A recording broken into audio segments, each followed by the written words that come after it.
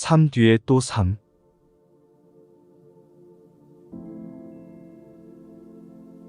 죽음이라는 것은 크나큰 환영이다. 왜냐하면 죽음은 오직 육신만의 것이기 때문이다. 몸 안에 거하는 개성적 자아는 영원히 지속한다. 당신은 한 송이 꽃보다도 못한가? 꽃의 생명은 무엇인가? 꽃은 꽃봉오리가 따뜻한 햇볕을 받아 활짝 피어난 것이다. 경이로운 꽃향기는 주위에 가득 퍼져 모든 것이 새로운 생명의 약속을 기뻐하게 만든다. 새들은 더욱 높이 하늘을 날고 벌들은 부지런히 꿀을 따며 인간들은 즐겁게 사랑을 추구하게 만든다. 그리하여 경이로운 꽃은 다시 돌아올 수 있도록 씨를 맺는다. 꽃이 떨어지면 열매가 열린다. 이를 지혜라고 한다. 이는 삶의 결실이다. 그리고 과실을 수확하며 가을의 풍치가 만연한 온 땅에서 추수를 한다. 그러고 나면 나무는 그 화창하던 일을 잊어버리고 북풍에 떨며 앙상한 모습으로 거기에 서 있다. 거대하고 하얀 침묵이 내려오면 나무가지는 두텁고 눈부신 빛으로 덮이게 된다. 그리고 모든 것이 추위에 떠는 황량한 대지가 펼쳐진다. 이제 그 꽃은 어디로 가버린 것일까? 기억으로 남아있다. 지혜 속에 남아있다. 지난 봄에 자라던 그 모습 속에 남아있다. 그리고 다시 나오게 된다. 계절이 바뀌고 겨울이 가고 나면 봉오리는 다시 나온다. 보라, 새로운 꽃이 다시 핀다. 생명의 지속성을 한 송이 꽃에서도 볼 수 있는데 왜 당신은 자신의 꽃의 생명보다도 못하다고 생각하는가? 당신은 자신이 봄에 꽃을 피우고 여름에 과실을 맺고 가을에 잎을 떨어뜨리고 그리고 겨울에 죽어버릴 뿐이라고 생각하는가? 하지만 당신은 가장 아름다운 꽃보다 더 아름답지 않은가? 당신의 생명이 더 중요하지 않은가? 사실이 그러하다. 꽃이 봄마다 다시 피는 것처럼 당신도 생 다음 생 또 다음 생으로 이어져 계속 살 것이다. 당신이 겪어왔던 그 긴 세월 동안 쌓여온 사연들이 얼마나 많은가. 내 모친은 작년에 돌아가셨습니다. 그녀가 지금도 살아있는지 알고 싶습니다. 그리고 살아있다면 그녀가 행복한지도 알고 싶습니다. 죽음을 믿는가? 때로는 죽음을 믿습니다. 그러나 어쩌면 우리는 계속해서 살지도 모른다는 느낌을 가지고 있을 때가 많습니다. 나는 아이가 셋이 있습니다. 내가 그 애들에게서 관찰할 수 있었던 것은 갓 태어날 때부터 각자가 매우 다른 성격을 가지고 있었다는 것입니다. 그들이 자라면서도 그 성격이 크게 달라지지 않았습니다. 고양이나 개도 어릴 때부터 서로 다른 기질을 가지고 있습니다. 때때로 나는 이 한 생에서만 그 성격이 모두 형성된다고 믿을 수가 없습니다. 그래서 우리가 전에도 살았고 앞으로도 계속 살 것이라는 가능성을 생각한다. 훌륭한 관찰이다. 중요한 진실을 말하겠는데 이것을 절대로 잊지 말기 바란다. 생명에 결코 종말은 없다. 몸을 버리는 것은 사실이다. 목을 따고 내장을 꺼내고 어떤 짓이든지 할 수 있다. 그러나 그 몸체 안에 있던 개성적 자아는 결코 파멸시킬 수 없다. 어떻게 생각을 파괴하고 없애버리며 칼로 베고 멸할 수 있는지 잠시라도 생각해보라. 그럴 수는 없다. 살아있는 모든 피조물의 생명력은 인간이든 동물이든 생각과 감성에 보이지 않는 집합으로서 개성적 자아라고 하며 신체 모습의 내면에 살아있다. 덕성, 활기, 성격을 만드는 것은 생각에 보이지 않는 본성이고 그것은 에너지다. 이것이 입을 움직이게 하고 눈을 움직이게 하고 팔다리를 움직이게 한다. 말하자면 이 신기한 에너지가 가느다란 끈을 당겨 움직임이 가능해진다. 아무것도 에너지를 파괴하지 못한다. 아무것도 다른 것에서 생명력을 빼앗지 못한다. 죽음이라는 것은 커다란 환영이다. 왜냐하면 죽음은 오직 육신만의 것이기 때문이다. 몸 안에 거하면서 육신을 움직이는 그 본성은 다시 돌아오고 원하면 새로운 신체를 구성한다. 몸 안에 살아있는 생명력은 영원한 것이기 때문이다. 기억해두라. 이제 이 세상을 떠나는 실체에게 무슨 일이 일어나는지 말해주겠다. 육신이 더 이상 쓸모가 없으면 에너지 영혼은 그 실체의 영성에 의해 빠져나온다. 모든 것이 영혼을 가지고 있다. 그렇지 않았다면 생명을 유지할 수 있는 에너지와 창조성을 가질 수 없다. 영성이 영혼을 불러일으켜 영혼이 자리하던 공간에서 풀어주면 모든 것이 잠잠해지고 평화롭게 된다. 당신의 종교는 이렇게 말한다. 보라, 신의 요람에 고통도 눈물도 슬픔도 더 이상 없도다. 이것이 진실이다. 이 세상을 떠나면 육신의 본능과 감각으로부터 자유로워진다. 이것은 더 이상 두려움, 아픔, 고통, 육신의 배고픔, 걱정을 일으키는 시간이라는 환영을 경험하지 않는 것을 의미한다. 육신과 관련되었던 모든 것은 더 이상 지니지 않은 채 유토피아라고 하는 곳에 머물게 된다. 그곳이 신의 요람인 것이다. 육체의 죽음은 휴지기에 드는 것과 같다. 영성이 영혼을 불러일으키면 영혼은 몸 안에 있는 마지막 센터를 통하여 위로 이동한다. 이 센터를 차크라 또는 막이라고 한다. 기억의 집합인 영혼은 뇌의 한가운데 있는 뇌하수체라는 마지막 7째 막을 통하여 몸의 세포체를 빠져나간다. 이 과정은 종종 바람소리가 들리면서 터널을 통과하는 듯한 경험으로 느껴진다. 이 터널을 지나고 나서 보이는 빛이 당신 존재의 빛, 당신 존재의 영성이다. 일단 당신의 영혼이 육신을 빠져나가면 육신은 죽고 당신은 다시 자유로운 영혼체가 된다. 이렇게 되는 것은 한순간이고 고통도 없다. 죽음의 순간에 모든 것은 빛을 내고 눈부시게 밝아진다. 이 세상을 떠나는 순간에 당신은 물질의 밀도를 벗어나 빛의 존재로 돌아간다. 그곳에서 당신은 강력한 마음이자 감성이며 당신의 몸은 빛의 몸으로서 빛의 형상을 하고 있는 당신이 받아들이는 생각에 따라 자신의 전기적 형상을 바꾼다. 그 지점에서부터 당신은 7세상 중에 하나로 가게 된다. 당신이 어느 세상으로 가는지는 이 세상에서 당신이 감성적으로 표현했던 태도에 따라 결정된다. 여기서 세상이라고 하는 것은 단순히 삶이며 그것의 다른 수준들을 말한다. 예수와 벤 조셉은 7 하늘나라를 말했다. 사실상 7세상이 있다. 그곳은 실제의 장소이고 실존하는 세상이며 이 세상은 그 중 하나이다. 그 세상들 중에 어느 곳에도 인간을 고문하고 벌하는 지옥 같은 곳은 없다. 인간이 그런 짓을 잘하는 것이다. 당신이 육체를 떠나면 당신이 이 세상에서 표현한 의식 이해 또는 축적된 감성적 태도에 따라 당신은 항상 그에 걸맞은 세상 또는 진동 수준으로 가게 된다. 7가지의 깨침 또는 7단계의 의식 이해 수준이 있다. 7단계의 이해란 번식과 생존, 두려움과 고통, 힘, 느끼는 사랑, 드러내는 사랑, 모든 생명에서 드러나는 신, 내가 곧 신 이렇게 7단계로 이루어진다. 한 가지 이해를 얻기 위해 당신이 숙고하고 받아들이는 모든 생각은 그의 고유한 진동률을 가지고 이것은 느낌으로 경험된다. 그러므로 만약 당신이 고통에 대해 이해하고 있는 중이라면 당신은 고통과 관련된 더 한정된 생각을 숙고하고 있는 것이고 이에 따라서 고통이라는 감성으로 경험되는 낮은 진동률이 발생한다. 만약 당신이 사랑을 이해하고 또 표현하는 것을 숙고하고 터득하고 있으면 사랑의 나눔과 표현에 해당되는 더 높은 진동률이 고양되는 것을 경험하게 된다. 당신의 의식이 초점을 두고 있는 그 이해는 당신이 가게 될 세상이 된다. 왜냐하면 당신 존재의 영성은 당신을 알맞은 진동률의 세상으로 이끌어주기 때문이다. 이제 당신의 모치는 이 세상을 떠나 큰 평화와 안식의 상태에 있다. 이는 그녀가 간절히 원했고 필요로 했던 것이다. 그녀가 얻은 의식 -2의 정도에 맞는 수준의 세상으로 이끌려 그곳으로 갔다. 그녀는 현재 자기에게 맞는 수준의 상태에 있다. 당신이 지금 이 상태에 있는 것처럼 그녀가 있는 곳은 4번째 수준으로서 느끼면서도 드러내지 못하는 사랑의 감성적인 태도에 맞추어져 있다. 당신의 모치는 느낌이 큰 실체이지만 그러나 종종 그녀는 그 느낌을 표현할 수 없었다.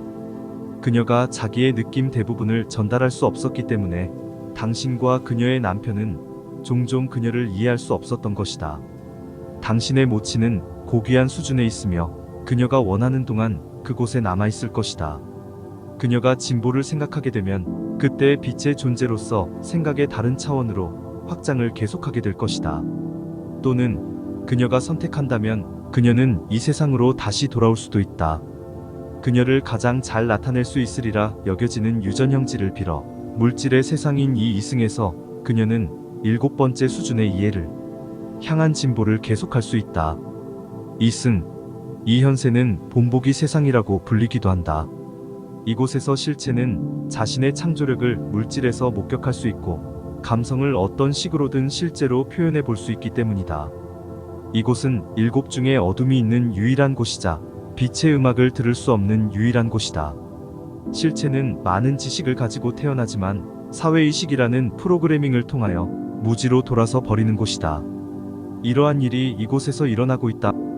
그래서 이곳에서 진보하는 것이 때로는 매우 힘든 것이다. 당신의 모친이 이곳으로 돌아오는 것을 선택한다면 당신의 아이의 자식으로 태어나든가 당신 아이의 자식의 자식으로 태어난다. 그녀가 당신이 살아있을 때 돌아온다면 당신의 딸이 아이를 가지고자 할 때에 그 딸의 아이로서 돌아오게 될 것이다. 당신이 스스로 허용한다면 모친을 알 수 있을 것이다. 아이를 쳐다보고 있을 때 뚜렷한 얼굴과 겉모습을 초월하는 어떤 느낌을 얻을 수 있을 것이다. 이런 식으로 당신은 그녀를 알아볼 것이다. 당신의 느낌으로 이곳을 떠난 당신의 모친도 당신을 알 수 있을까? 아주 잘 알 수 있다. 왜냐하면 이 세상을 떠나고 나면 육신을 업고 있을 때보다 훨씬 더 잘 인식할 수 있기 때문이다. 말하자면 인식하고 있는 모든 수준에 맞추어 자신을 조율할 수 있다. 더 이상 물질 밀도에 구속되지 않기 때문이다. 더 가벼운 밀도, 더 높은 진동 수준에 있게 된다. 그래서 자신이 사는 세상과 나란히 존재하는 사고체나 광체로 나타나는 다른 수준이 진동률을 알 수 있는 능력을 가지게 된다. 그래서 그녀가 원하기만 하면 당신의 모친은 당신을 잘 알 수 있다. 이처럼 당신도 이곳을 떠난 뒤에 원하기만 한다면 여기에 있는 이들을 잘 알 수 있을 것이다. 모친은 행복한가? 당신이 이곳에서 행복하지 않다면 그 불행은 당신이 이곳을 떠났을 때 증폭이 된다. 왜냐하면 몸이 없으면 당신은 순수한 느낌과 감성의 상태에 있기 때문이다. 이렇게 당신의 감성은 증폭되고 강화되는 것이다. 그러나 그렇게 증폭되는 덕분에 당신이 계속해서 기쁨을 더 잘 이해해 나가는데 필요한 수준이 어디인지를 빨리 알 수 있게 된다. 한 세상에 대한 얘기를 해주겠다. 만약에 당신이 그곳을 보게 된다면 당신의 존재에 깊은 슬픔을 느끼게 될 것이다. 이곳은 의식의 첫 번째와 두 번째 단계의 수준에서 표현되는 곳으로 많은 실체가 있는 곳이다. 이곳은 평원 같은 곳으로 평평하다. 그곳에 무엇이 있는가? 그들의 광채로는 산이나 들, 초원과 꽃, 하늘을 볼 수 없다. 빛의 실체로서 수십억의 실체가 끊임없이 줄을 지어서 누워있다. 그곳에 누워 자신은 죽어있다는 환상을 가진 채로 잠을 자고 있다. 생명은 무덤 너머까지 존속하는 것이 아니다. 라고 굳게 믿었기 때문이다. 생각은 생생하고 관심도 있으며 강박관념에 쌓여있기도 하고 변덕을 부리기도 하나 그의 에너지 측면에서 자기가 죽었다고 생각한다.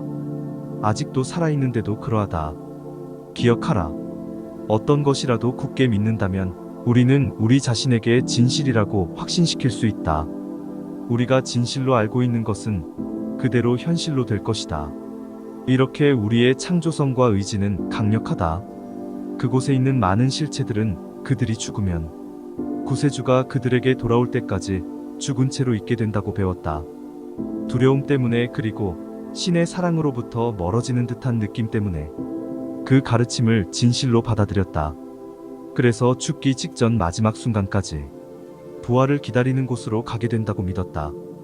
그리하여 여러 실체가 줄에 줄을 맞추어 그들보다 위대하다고 생각되는 누군가에 의해 부활되기를 기다리고 있다. 우리가 그들을 깨우려고 했으나 매우 적은 수만이 깨어 일어났다. 그 이전에 그들 대부분은 어떤 악마가 나타나서 그들을 깨우려 할 것이라고 배웠고 그것을 진실이라고 알고 있었다. 그래서 어느 누가 그들을 깨우려고 시도해도 그들은 꿈쩍도 하지 않는다. 그들이 살아있다는 것을 깨치고 그 잠에서 깨어나기까지는 수천 년이 걸릴 것이다. 가장 불행한 가르침이다. 지금 이야기한 이곳이 유일하게 고통스러운 곳이다. 그와 같은 이해를 절대적인 알미라고 믿고 있는 실체들이 있는 곳이다. 혹 당신이 가서 본다면 당신의 형제가 잠들어 있는 모습을 발견하게 될 것이다. 이곳을 제외한 다른 모든 세상은 장엄하다. 람타, 죽은 이를 만나거나 의사소통을 하는 것은 가능한가요? 당신의 모친을 보고 싶은가? 그렇습니다. 매우 보고 싶습니다. 그렇게 될지어다. 그러기를 모친이 동의한다면 가능하다. 그러면 우리가 당신이 모친을 볼 수 있는 기회를 만들어줄 것이다. 그러나 전혀 예기치 않은 때에 이루어지기 때문에 당신은 나중에 그것이 상상이 아니었다는 것을 알게 될 것이다. 이제 당신이 알아야 할 것은 이것이다. 당신의 모친을 빛으로 보게 되는 것은 그녀가 당신보다 고귀하기 때문이 아니다. 그 빛은 그녀의 원질이 진동하는 매우 빠른 속도에 의해서 나온다. 그 속도에 의해서 빛이 나오는 것이다. 그리고 당신도 같은 것을 가지고 있다. 당신이 그 실체의 빛을 본다면 그것은 단지 그녀가 높은 진동률로 낮은 세상과 상호작용을 하기 때문이다. 다섯 번째 세상에 있으면서 여기 이 청중 사이에 모여있는 이들도 많다. 그들이 사랑하는 실체가 이 청중 속에 있기 때문이다. 그들은 희미하게 빛나는 빛이며 당신이 그들을 보려고 한다면 시선의 초점을 벗어난 바깥 부분으로 볼 수도 있을 것이다. 그들을 직접 보려고 하면 원추세포로 이루어진 당신들의 눈으로는 그들이 보이지 않는다. 그러나 그들은 이곳에 있다. 알겠는가? 알겠습니다. 고맙습니다. 좋다. 알아야 할 것이 하나 더 있다. 아무것도 믿지 말라는 것이다. 결코 믿는다는 것은 경험으로 알고 이해해야 하는 것을 당신 자신에게 억지로 주입시켜버리는 일이다. 믿음은 매우 위험하다. 믿어버림으로써 당신의 존재의 진리로 정립되지 않은 것을 조차 살고 행동하고 믿어버리게 되기 때문이다. 이렇게 되면 당신은 매우 연약하게 된다. 이처럼 연약한 상태에서 당신은 조종당하고 저주받고 비난을 받으며 그리고 생명마저도 잃을 수 있다. 모두 믿음 때문에 무엇이든 당신이 알고 싶은 것을 알라. 그저 이해하기를 원하고 당신 존재 안에서 우러나는 느낌에 귀 기울임으로써 그렇게 할 수 있다. 당신의 느낌이 지혜롭다는 것을 항상 신뢰하다. 느낌을 거스르지 말고 내면에서 좋게 느끼지 않으면 억지로 믿으려 하지 말라. 또 살인자와 살육자를 동정하는 것을 배워라. 그들은 이를 저지르고 난 뒤에 겪어야 할 엄청난 감성적 부담을 감당해야 하기 때문이다. 이러한 일에 수천 년이 걸리기도 한다. 그러나 죽임을 당한 자는 곧바로 육신을 갖게 된다. 살인자는 결코 잊지 못한다. 이 지상의 삶을 떠나면 자신의 삶을 평가하거나 그 다음 생에서 무엇을 할 것인지 결정하기 위해서 어디로 갑니까? 이해의 과정 중에서 그가 가지고 있는 종합적인 태도에 걸맞은 다른 세상으로 가게 된다. 예를 들자면 당신은 제한 속의 생존 단계에서부터 고통의 단계, 힘의 단계, 그리고 말없는 사랑의 단계까지 충분히 이해하였다. 그리고 사랑을 실현하고 사랑을 말하며 사랑을 표현하는 다섯 번째 의식의 단계를 경험하고 있다. 이 생을 지나게 되면 낙원이라고 하는 다섯 번째 세상으로 가게 되는데 그곳은 당신이 현재 인식할 수 있는 최고 경지의 이해 수준이다. 달리 말하면 마스터, 당신이 지금까지 알고 이해하게 된 것들은 매우 광범위한 것이다. 당신은 당신 자신의 가치와 당신의 소중함, 당신이 터득한 진리의 독자성, 당신의 사고 과정이 갖는 힘을 배우고 이해하기 시작하고 있기 때문이다. 당신은 주위에 있는 생명 가운데서 당신 자신의 아름다움을 보기 시작하였다. 다른 이를 동정하고 모든 생명의 고귀함을 인정하기 시작했다. 당신은 이 모든 진실들을 표현하고 있는 것이다. 왜냐하면 경험하고 깊이 숙고함으로써 당신은 이러한 것들을 존재의 이상으로서 또한 자아왕국에 실현될 진실로서 받아들이게 되었기 때문이다. 이것은 당신이 어디까지 이해하고 있는지를 잘 보여준다. 그러나 더 깊이 이해해야 할 것이 남아있고 존재의 한없는 상태는 아직 보지도 경험하지도 이해하지도 못하고 있다. 또한 지금 현재 표현하고 있는 것들을 먼저 알고 이해할 때까지는 그러한 것들을 이해하거나 이상으로서 받아들일 수 없다. 지혜가 쌓이고 쌓여야만 더욱 더 깊이 이해할 수 있기 때문이다. 예를 들면 먼저 당신 자신의 지고한 아름다움을 알고 난 뒤 당신 자신에 대해 사랑과 동정심을 표현해보지 않고서는 당신은 모든 생명의 아름다움을 제대로 보거나 알 수 없고 또 다른 이에 대한 사랑과 동정심을 깊이 있게 표현할 수 없다. 자아에 대한 사랑이 실제로 이해가 되면 그 이해를 바탕으로 자신 이외의 생명까지 포용할 수 있을 정도로 당신의 이해가 확장하게 된다. 그리고 일단 이러한 사실을 이해하고 나면 당신 밖에 있다고 느껴지는 생명마저도 바로 당신 자신임을 깨닫기 시작할 것이다. 알겠는가? 그래서 이 세상을 떠나고 나면 당신은 당신의 사고방식과 감성을 표현하는 태도에 걸맞은 의식 이해의 세상으로 가게 된다. 당신은 더 무한한 이해가 가능한 세상으로 갈 수는 없다. 왜냐하면 그것이 아직 당신 자신의 현실이 되지 않았으므로 그와 같은 이해의 경지가 실재한다는 것을 당신이 아직 인지하지 못하기 때문이다. 그러면 이곳을 떠날 때 이 세상으로 돌아오건 다른 세상으로 갔건 우리의 삶은 항상 우리가 생각하는 그대로일 것이다. 정확하게 이해하였다. 그것이 당신의 사고방식에서 더 무한해지는 법을 내가 당신에게 가르치고 있는 이유이다. 당신의 생각이 더 무한해질수록 당신 삶도 그렇게 된다. 어디에 있든 상관없이 당신이 이곳 생각과 감성이라는 당신의 왕국에 창조하는 세계가 더 클수록 이곳을 떠날 때나 당신이 선택하여 다시 돌아왔을 때 당신은 더 큰 세상을 경험할 것이다. 죄책감, 그리고 자신이나 남에 대한 비판, 형제에 대한 비꼼과 증오 따위에 젖어 있는 이들은 이 세상을 떠난다 해도 그 경험을 계속하게 되고 그것으로부터 배움을 얻을 때까지 계속된다. 그러한 것들로 그들 자신을 가득 채우고 마침내 그들이 가야 할 더 바람직한 길이나 경험해야 할 더 큰 세상이 있을 것이라고 깨닫게 될 때까지 7세상이 있다고 했습니다.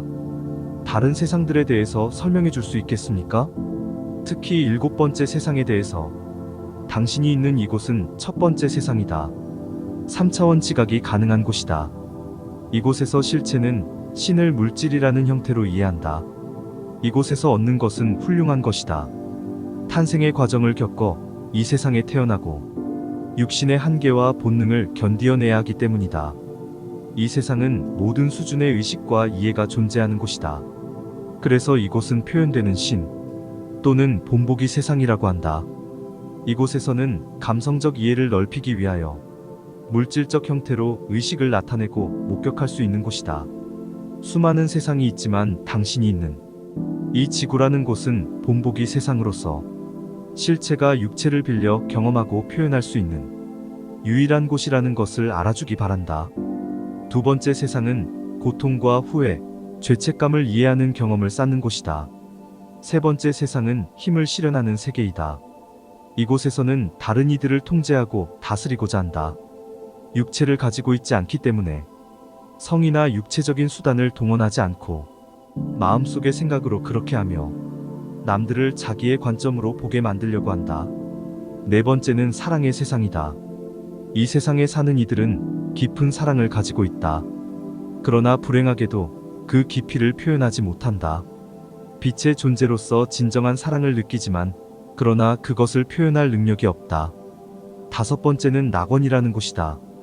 이곳은 황금빛이라고 하는 것으로 둘러싸인 첫 번째 세상이다. 생각해보라. 태양에서 나오는 빛과 같은 황금빛이 뿜어져 나오는 모습을 다섯 번째 세상에서는 그 빛이 모든 것을 감싸고 있다. 모든 것들은 고유한 색을 가지고 그 싱그러움을 드러낸다. 그곳엔 또 밤이 없이 황금빛만이 있다. 그리고 음악, 아름다운 음악이 항상 들린다. 모든 것을 감싸는 빛은 그 색상에 따라 경이롭고 조화롭게 움직이면서 진동을 한다. 이 조화로운 운동이 생명의 숨이다. 공기를 호흡하지 않는다. 그래서 이 낙원의 세상에서는 소리와 음악으로 숨을 쉬고 빛 속에 산다. 알다시피 첫 번째 세상인 당신들이 사는 이 세상에도 유격과 고통, 그리고 힘을 이해하고 통달한 이들이 있다. 그들은 현실 세계에 사랑을 가져왔다. 그들은 이곳에서 사랑의 표현을 비교적 쉽게 성취할 수 있었다. 여섯 번째와 일곱 번째 단계의 이해는 이 본보기 세상에서 쉽게 성취될 수 있는 것이 아니기 때문이다. 그것은 보여지는 것으로 이해될 수 있는 것이 아니다. 그러나 첫 번째 세상에 있으면서 사랑을 베푸는 이들, 말과 행동으로 사랑을 밖으로 표현하며 자신의 삶을 사랑으로 살아가기를 원하는 이들은 이 세상을 떠나면 다섯 번째로 간다. 낙원이라는 세상에는 수십억 년이나 나이를 먹은 이들도 있으며 이들은 이 낙원이 너무나 멋진 곳이어서 그 위에 다른 세상이 더 있다는 것을 깨닫지 못하고 있다. 다섯 번째 세상에서 사는 이들은 사랑을 표현하고 드러낼 수 있는 능력이 있다. 한순간에 원하는 것은 바로 나타나게 된다. 고기 잡는 것을 좋아하는 낚시꾼이 낚시를 하고자 원하기만 하면 그 순간 그는 바로 앞에 호수가 있는 것을 발견하게 된다. 그 호수에는 사이프러스와 포플러 같이 그가 좋아하는 나무가 우거져 있다. 그 호수의 가을 모습을 좋아하면 포플러는 이제 계피 색깔이 되고 사이프러스는 짙은 에메랄드 빛으로 물든다. 낚싯줄을 던지면서 신선한 바람을 원하면 시원한 미풍이 호수를 가로지르면서 불어온다. 그 풍치 좋은 호수 한가운데로 찾고 연약한 지렁이 미끼를 던지고 어떤 고기를 잡고 싶다고 원하면 그것을 잡게 된다. 그 고기는 이 지구의 고기와 같은 모습이다. 이제 그 고기를 자신이 꿈꾸던 집으로 가지고 가서 조리를 한다.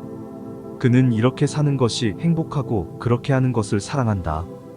이곳에 사는 실체들은 그보다 더 좋은 곳은 상상할 수 없다. 그래서 그곳을 낙원이라고 부른다. 사랑을 깨닫고 표현하지 않는 이들은 도달하기 어려운 곳이다. 다섯 번째 세상에서 한동안 머물고 나면 모든 것을 둘러싸는 빛의 근원은 무엇인가, 그리고 그 자신은 무슨 자격으로 그곳에 있는가에 대한 의문을 갖게 된다. 많은 이들은 왜 자신이 그곳에 있을 수 있는지 의아해하지 않는다. 그저 단순히 받아들인다. 그러다 결국 곰곰 생각하게 될 것이다. 이 빛과 음악은 어디에서 오는 것일까? 그러면 그때 눈부신 생명력의 에너지를 보게 된다. 이것은 평등함을 가지고 있는 에너지로서 빛과 꽃과 고기와 호수와 가을의 계피색 포플러 모두가 대등하게 보인다. 이때부터 만물의 평등성에 대해서 깊이 생각하게 되고 아무것도 분리되어 있지 않음을 알기 시작한다. 이것을 보기 시작하면 사랑을 표현함으로써 이해하고 알게 되었던 그 모든 사랑을 가지고 온갖 사물, 온갖 실체의 하나됨을 숙고하기 시작한다. 그리고 여섯 번째 세상으로 진보한다. 여섯 번째 세상은 말로 형용할 수가 없다. 나무나 바람, 옆에 앉아있는 사람이 자신과 별개라고 믿고 있는 이에게 다른 모든 것과 완전한 하나이면서 동시에 하나인 그것과 분리되어 있다는 것을 설명해 줄 수가 없다. 그러나 이 여섯 번째 세상도 일곱 번째의 입구일 따름이다. 일곱 번째에서는 아는 것과 받아들이는 것에 따라 당신의 실체는 완전하게 그렇게 되어버린다. 그래서 하나됨 안의 신만을 보고 그 하나됨의 세상에 살 때 그는 자신이 보는 그것이 되며 또 그것과 더불어 살게 될 것이다. 이러한 일치의 초상관성과 무상은 일곱 번째 세상의 특징이다. 그 세상으로 가는 길은 여섯 번째 수준을 이해하는 것, 즉 당신의 본래 모습을 아는 것이다. 당신의 본 모습은 순수한 신, 순수한 논리, 순수한 생각, 순수한 생명, 순수한 빛이며 존재하는 모든 것의 전체로서 본질이며 토대이다. 이제 일곱 번째이다. 눈부신 것보다 더 눈부신 것을 상상해보라. 그 밝음에 진화하는 핵심은 색깔이 더 이상 밝음을 가질 수 없는 그러한 빛의 근원이다. 그러한 상태에서 눈부신 빛을 낸다. 밝음의 핵심에선 이러한 경이로움이 번쩍인다. 핵심이 있는 바다는 움직이고 팽창하며 위로 굽이쳐 오른다. 핵심이 굽이쳐 오르면 핵심에서 나오는 밝음은 빛의 열병식을 만들어낸다. 빛의 다발이 외곽으로 퍼져나가면서 그 핵심부는 계속 진화한다. 그리고 존재한다. 그 핵심에 다다르는 이가 바로 당신이다. 당신이라고 하는 그 핵심에 다다라 밝음을 더하며 장관을 만들어내는 이는 핵심에 대한 생각을 숙고하며 독특한 형태로 그 핵심이 되어 지속해온 존재다. 핵심을 숙고하고 그와 하나가 된 당신은 모든 생명이 태어나는 근원이 된다. 핵심이 밝게 빛날 때 그곳에서 나오는 것은 생각이다. 독특한 형태로 지속되는 당신의 생각에서부터 모든 생명의 의식이 양육되고 확장된다. 내 설명은 매우 모자란 것이다. 이 일곱 번째에 대한 비전은 공간과 시간, 측정의 한계를 넘는 것이다. 언어의 한계를 넘어 감성적인 이해까지 다 다른다. 그러나 마스터, 확실하게 말할 수 있는 것은 당신이 진화하고 이해를 넓히고 한순간 한순간, 한 걸음 한 걸음, 깨달음에 깨달음을 더함에 따라 당신의 미래는 점점 더 확장이 되고 마침내 당신의 감성은 존재하는 모든 것을 감쌀 수 있게 된다는 것이다. 이때가 당신이 기쁨을 느낄 때이다. 이것이 일곱 번째 세상이고 신인 것이다. 여기가 모든 것이 마지막으로 다다르게 될 종착점이다. 왜 사람들이 다시 이 세상으로 돌아오는지 알고 싶습니다. 마스터, 그 이유는 이곳에 있는 사람만큼 많다. 그런데 대부분의 사람들은 이곳에 여러 번 살았고 이곳이 익숙하기 때문에 이곳에 돌아온다. 그들한테 이곳은 고향과 같은 곳이고 말하자면 뿌리인 셈이다. 이곳을 떠날 때 그들은 많은 이들에 대한 감성적인 애착을 가지고 떠난다. 그러한 애착은 죄의식이나 증오 때문만이 아니라 사랑 때문에도 생길 수 있다. 그래서 이 세상을 떠날 때 가졌던 이곳과 다른 실체들에 대한 애착은 감성적인 끈이 되어 생 다음의 생 또 다음 생으로 이어가며 그들을 다시 이곳으로 이끌게 된다. 그리고 여러 다른 세상을 돌아다니면서 경험을 쌓고 그런 다음 그 이해와 경험을 가지고 이 세상에 돌아오는 모험가들도 있다. 또 어떤 이들은 이 세상에서 경험을 완성하고 다시 이곳으로 돌아오지 않으며 다른 세상으로 가버리기도 한다. 당신은 사람이 죽으면 그 자신이 어떤 태도를 가지고 있는가에 따라 여러 가지 세상 중에 한 곳으로 가고 그리고 그곳에서 다시 이곳으로 돌아올 것인지를 결정한다고 말했습니다. 그 결정은 어떻게 내려집니까? 누가 그 결정을 내리는 겁니까? 각자 스스로 결정을 내리는 것입니까? 마스터, 각 실체가 살아온 전생에 상관없이 누군가 저 높은 곳에 앉아서 그에게 특정한 세상 또는 장소로 가라고 지시하거나 감독하는 이는 아무도 없다. 그 질문에 대답하기 위해 이 지구에 오래전에 살았던 한 사람의 경우를 얘기해 주겠다. 그 사람이 이곳을 떠날 때 그는 힘과 고통을 경험하고 이해하였다. 그는 또 사랑의 감미로움과 안온함을 경험하였다. 이것은 그의 이해가 다섯 번째 세상에 맞춰져 있다는 뜻이다. 그래서 이 세상을 떠났을 때 그가 가게 된 곳은 자신이 원하는 만큼 머물 수 있는 휴양지와 같은 곳이었다. 그런데 다섯 번째 세상이란 실체들이 그들의 생각을 통해 그들이 상상하고 원하는 것을 쉽게 발현시키는 곳, 그것도 순식간에 나타나는 그러한 곳이다. 그들은 색깔과 형상과 환상, 그리고 삶의 모든 것을 경험한다. 그리고는 자신들이 원하는 동안만큼 그들의 모든 꿈들을 계속하여 경험한다. 무엇인가 더 있을지도 모르겠다는 생각이 들 때까지. 그리고 실제로 더 있다. 그들이 볼 수 없는 두 곳의 세상이 아직 남아있는 것이다. 왜냐하면 그러한 이해는 그들의 사고방식 안에 들어있지 않으며 또 그들의 삶에서 표현한 적도 없기 때문이다. 그 세상을 경험하려면 모든 것에서 신을 보아야 하고 신처럼 되어야 한다. 비록 그들이 미숙하게나마 사랑을 표현해왔지만 그들은 아직 모든 생명인 신과 하나됨을 이해하지 못한 것이다. 그 사람은 낙원의 세상에서 잠시 동안 지내고 난 뒤 무엇인가 더 있을지도 모르겠다는 생각이 들기 시작하였다. 그리고 도움을 청했다. 도움은 언제든지 받을 수 있다. 보라, 그 앞에 지극히 놀라운 실체가 나타났다. 빛 가운데 비단을 휘두른 눈부신 옷을 입고 있었다. 다가온 그이에게 물었다. 오현자여, 제가 고민에 빠져 있습니다. 이 낙원에서 나는 모든 것을 가지고 있습니다. 여기에 내가 그토록 소원했으나 한 번도 잡아보지 못했던 고기가 있고 항상 꿈꾸어왔으나 가져보지 못한 그러한 집도 있습니다. 정원사가 필요하지 않은 꽃들도 있습니다. 이 얼마나 경이로운 곳입니까? 내 옷을 보십시오. 이전에 입어본 적이 없는 옷을 지금 입고 있습니다. 그러나 나는 아직도 고민에 빠져 있습니다. 많은 친구가 여기에 있으나 내가 사랑하는 여인은 여기에 나와 함께 있지 않습니다. 나를 고민에 빠지게 하는 것은 이것이 전부가 아닙니다. 신은 어디에 있습니까? 나는 이 경이로운 것들을 보고 있습니다. 이 모든 경이로운 것들을 소유하고 있습니다. 그러나 신은 어디에 있는 것입니까? 지혜로운 이가 그에게 말했다.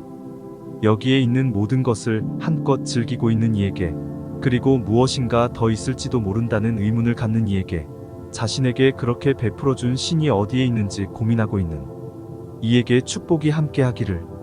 사실 그것이 제가 가장 고민하고 있는 것입니다.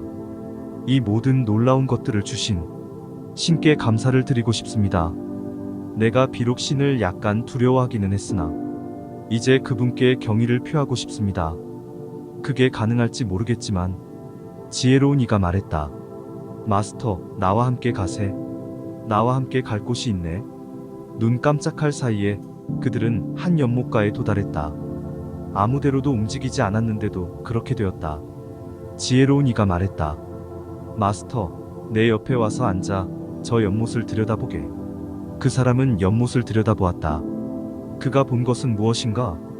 그는 이 지상에서 살았던 삶을 보게 된 것이다. 아기로 태어나서 모친의 젖을 빨고 예쁜 엉덩이를 내놓고 뒤뚱거리던 시기를 지나고 무릎이 까지기도 하고 공깃돌 놀이도 하고 젊어서는 이성에 끌리고 어른이 되어서는 결혼하고 영원한 사랑을 맹세하고 또 자식과 출세, 일과 친구, 그리고 재물까지. 그리고 깜짝 놀랐다. 그는 그 자신을 전에 전혀 본 적이 없는 것처럼 보고 있었기 때문이었다. 그 생에서 자신은 신이 존재하는 것을 믿는 착한 사람이었다. 그는 힘 있는 사람이었으나 그 힘으로 누구도 노예로 만들지 않았다. 아내와 아이를 진심으로 사랑했고 그러한 것을 말하는데 전혀 거리끼지 않았다. 그가 살았던 시절에 그는 가르치고 터득하고 사랑하며 겸손하고 영성이 순수한 이로 평판이 자자했다. 자신의 삶이 연못에 비치는 것을 다 보고 난 후 그가 본 것을 깊이 생각하고 나서 지혜로운 이를 돌아보았다. 그리고 말했다. 제가 꽤 잘했군요. 지혜로운 이가 말했다. 잘했네. 매우 잘했네. 하나를 빼고 말일세. 자네는 신 아버지가 누구인지를 알아보려고 애쓰지 않았으며 그 신을 자신과 모든 생명에게서 언제나 분리시켰다네. 자네 부인을 돌아보게. 부인에 대한 자네의 사랑에서 가장 중요한 것은 그녀가 좋아하는 것을 주는 것이었지. 그러한 면에서 자네는 꽤 잘했다고 보네. 한 가지를 빼고는 자네 부인이 자네가 준 그 모든 것에 관계없이 자네를 사랑할 수 있도록 할 만큼 자네는 자신을 사랑하지 못했다네. 그 모든 것을 줄 수 있는 자신이 정말이지 얼마나 위대한지 진심으로 감사하게 여기지 않았네. 그래서 자네의 고민을 해소하기 위해 자네에게 제안하네. 다시 돌아가게. 자네가 표현해 놓은 것들이 그곳에 있고 자네가 얻은 것이 그곳에 있네. 지금 자네는 자신을 사랑하는 것을, 당신 존재 안에 있는 사랑을 표현하고 모든 것의 아름다움 속에서 신을 보는 것을 스스로 터득해야 하네. 돌아가기로 결정했다면 한마디를 더 해두겠네. 어떤 사람이 될 것인지 주의하여 선택해야 하네. 자네 앞에 주어진 역할에 따라 자네 본연의 자아가 되어 아직까지 이해하지 못했던 것을 이해하는 기회를 얻게 될 것일세. 잠시 혼자 내버려 두겠네. 잘 생각해보게. 필요한 만큼 시간을 갖게. 돌아가기로 결정하면 나에게 알려주게. 가장 바람직한 길을 알려줄 수 있을 거네. 그 사람은 그곳에 앉아 조금은 지칠 정도로 생각을 했다. 그는 그 전에 가져보지 못한 것을 모두 가지고 있다. 그가 돌아가면 그 모든 것을 다 잃게 된다. 그는 고민스러웠다. 그를 낙원에 있게 한 그 신을 발견하고 싶었기 때문이다. 그래서 지혜로운 실체를 청해 그에게 말했다. 지혜로운 이여, 신을 보고 싶습니다. 그러나 내가 어떻게 해야 볼 수 있는지를 모르겠습니다. 지혜로운 이는 말했다. 필요한 것은 언제 자신으로 하여금 알게 할까라는 결정이네. 언제든 어디서든 괜찮다네. 지금 자네의 욕구에 따라 실행하려는 것은 선택한 시간이나 장소에 상관없이 자네에게 필요한 경험을 제공할 것이네. 그러나 자네의 가족과 다시 함께 있고 싶다는 특별한 욕구가 있다면 권하건대 이것은 단지 권하는 것일 뿐이네만 그들과 함께 지내게. 그들과 함께 있으면서 자네가 가장 많은 배움을 성취했기 때문이네. 이 말을 한참 동안 생각하고 나서 다시 물었다. 하오나 지혜로운이여, 질문이 한 가지 더 있습니다. 신을 보았을 때 어떻게 그인지 알 수 있겠습니까? 지혜로운이가 대답했다. 자네가 자신을 알면 그를 알게 되네. 그 대답을 듣고 그 사람의 가슴은 환해졌다. 존재하고 나서 처음으로 신이 그 자신과 똑같을지도 모르겠다고. 자신과 신을 연관지을 수 있었기 때문이다. 그래서 되물었다. 다시 돌아가서 신을 보고 싶습니다. 내 가족에게로 다시 돌아가고 싶습니다. 그 연못을 들여다보게. 무엇이 보이는가? 그 사람은 연못을 들여다보았다. 그리고 보았다. 그가 두고 온 어린 아들이 이제 장성하여 사랑스런 여인과 사귀며 구혼하고 있었다. 서로 사랑에 빠지고 사랑의 행위가 막 시작되었다. 기회가 왔네. 자네가 돌아갈 수 있는 길이 열렸네. 자네 아들의 자식으로. 내 아들에게? 내 아들의 아들이 되라는 말씀인지? 아버지인 내가 내 아들의 아들이 된단 말입니까? 그가 내 부친이 되는 것입니다. 물론 그 전에 살았을 때에도 그는 자네의 부친이었고 자네는 그의 아들이었네. 그래서 지금은 다시 한번 반복할 따름이네. 그 사람은 생각을 해보더니 지혜로운 이를 쳐다보면서 물었다. 그러나 나는 아내를 사랑합니다. 어떻게 내 아내의 손자가 될 수 있겠습니까? 어릴 때는 할머니를 몹시 따르게 될 것이네. 자네가 성인이 될 때쯤엔 할머니는 세상을 떠나가게 되네. 그리하여 자네 가슴 속에 있는 사랑을 말할 수 있게 도와주던 무엇인가는 할 일을 다 마치게 되고 그때부터 신을 그 자체의 아름다움으로 볼 수 있는 새로운 과제를 떠안게 될 것일세. 그는 곰곰이 생각해 보았다. 그리고는 이렇게 말했다.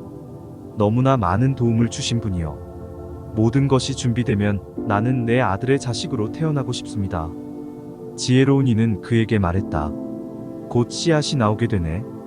그것을 보는 순간에 자신을 자네 아들의 빛의 일부가 되도록 하게. 어떻게 해야 됩니까? 그가 돌아다 보았을 때 놀랍게도 그 실체는 이미 사라져 버렸다. 그 대신에 그는 그 아들을 바라보고 있었다. 그가 이미 아들의 빛의 일부가 되었기 때문이다. 그의 아들은 그가 거기에 있는지 모르지만 부친에 대한 느낌이 요사이 마음속에 자주 떠올랐다. 그래서 내 아버지가 지금 나를 볼 수만 있었으면 하고 생각했다. 물론 그의 부친은 그러고 있었다. 어린애가 자궁 안에 들어서는 순간이 왔다. 그 사람은 이 어린애의 신체 구조 일부분이 되려고 했다. 그가 원하는 삶에 따라 생각으로 그렇게 한다. 그는 수정하는 순간에 몸을 점유할 수도 있고 태어나고 나서 1년 후까지 기다릴 수도 있다. 그 사람은 매우 민첩했다. 모든 것이 그에게 익숙했기 때문이다. 그래서 빨리 그 어린애가 되기로 작정했다. 그래서 스스로를 밀어넣었고 그리고 눈 깜짝할 사이에 그리고 한순간에 자신이 누구인지를 잊어버렸다. 처음 그가 알게 된 것은 목에서 나오는 기침이고 누군가 눈을 닦아주고 포근한 무엇으로 그를 감싸준다는 것이었다. 그 삶에서 비록 어린 아기였어도 이 실체는 이미 사랑하는 법을 알았다. 그것은 자신 안에 있는 신을 보는 방법이며 또 그가 터득해야만 되는 신이 되는 길이었다. 그리고 그렇게 했다. 그 실체의 이름은 붓다이다. 항상 당신이 선택한다. 항상 당신한테 선택할 수 있는 의지가 있다. 아무도 당신을 대신해주지 않는다.